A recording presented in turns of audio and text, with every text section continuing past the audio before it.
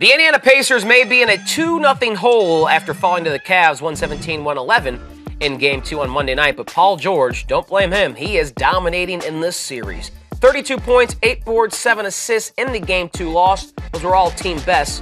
CT, overreaction or not, Paul George is proving he's worth a max contract with what he's done in the playoffs over his career, and most recently, what he's done so far in 2017. Yeah, that's not an overreaction. When you look at every single year that Paul George has been in the playoffs, this is the 6th year, his scoring has increased every single year. We know that they went to the Eastern Conference Finals in back-to-back years. They had some battles with LeBron when they were with the Heat. You know, took them to 7 games 1 year, 6 games 1 year. You know, LeBron is going to be the reason why a lot of players don't go to the NBA Finals, just like MJ was the reason why a lot of guys didn't go to the NBA Finals. Just as Patrick Ewing and a lot of other teams, Reggie Miller, a lot of other teams that were in the Eastern Conference. So certainly Paul George should be a max player. I think he should get the mega contract, whatever it is, $200 million. You know, we've talked about he needs to be on the All-NBA team. I think he should be on the All-NBA team, probably the 3rd team,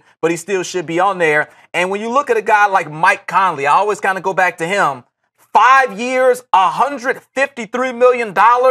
Mike Conley making about $30 million per year. Good player, but I don't think he's worth all that. How many All-Star games has Mike Conley been to? That would be 0. So if a guy like Mike Conley in today's NBA is a max player, certainly Paul George, who's balling out in the playoffs and has been to many All-Star games, he should be a max player.